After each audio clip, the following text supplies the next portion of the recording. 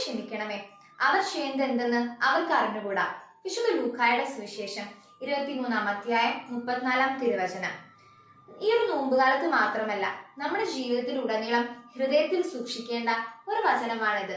ഈശോയെ ഒത്തിരി വേദനിപ്പിച്ചവരോട് ഈശോ ക്ഷമിച്ച് അവർക്ക് വേണ്ടി പിതാവായ ദൈവത്തോട് പ്രാർത്ഥിച്ച പ്രാർത്ഥനയാണിത്.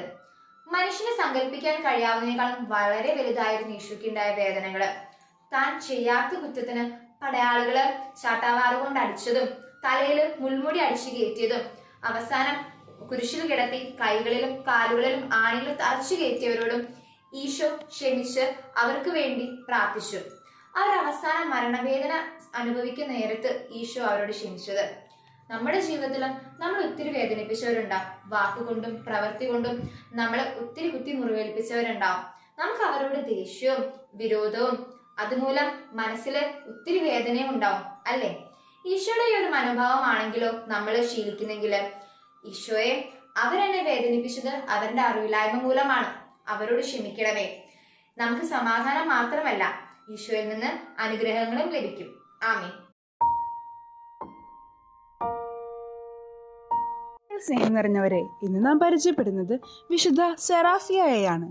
ക്രിസ്തുവിനോടുള്ള സ്നേഹത്തെ പ്രതി ആത്മാക്കളെ നേടാൻ സ്വയം അടിമയായി വിറ്റവളാണ് സെറാഫിയ. അന്ത്യോക്യയിൽ ക്രിസ്തീയ മാതാപിതാക്കന്മാരിൽ നിന്ന് ജനിച്ചവളാണ് സെറാഫിയ.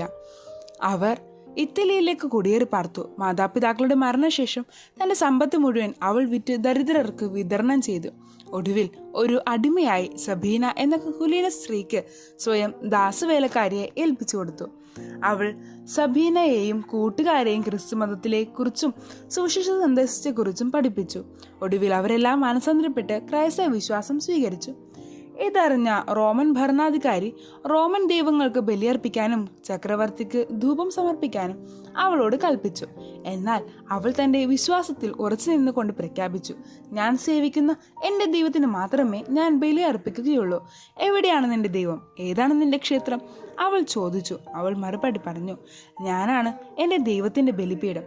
വിശുദ്ധമായ എൻ്റെ ജീവിതം ക്രിസ്തുവിനായി ഞാൻ നേടുന്ന ആത്മാക്കളുമാണ് എൻ്റെ ബലിയും കാഴ്ചകളും. ഇത് കേട്ട് ഗവർണർ ചോദിച്ചു, നീ ഞങ്ങളെ പരിഹസിക്കുകയാണോ?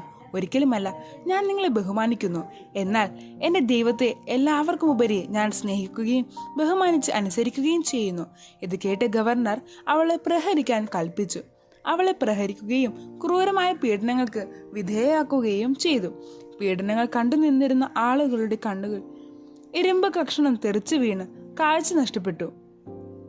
ഗവർണർ അവൾ തടങ്കലിൽ പാർപ്പിച്ചു. AD 119 ജൂലൈ 29 ശിരഛേദനം ചെയ്തു. വിശുദ്ധ സെറാഫിയെ പോലെ തന്നെ മറന്ന് ക്രിസ്തുവിന് വേണ്ടി ആത്മാക്കളെ നേടാൻ നമുക്കും സാധിക്കട്ടെ.